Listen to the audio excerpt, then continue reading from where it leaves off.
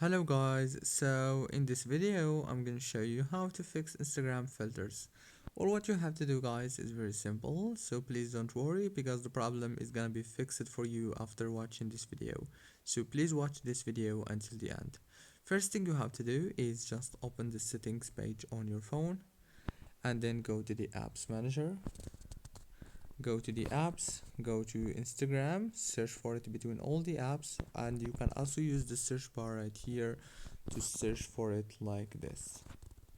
Click on it and then go down here to the storage option, click on clear cache, go back, click on force stop, and now that's the first way to fix Instagram filters problem.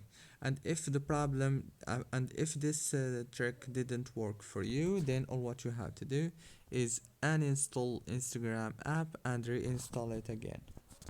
Don't forget to like and subscribe.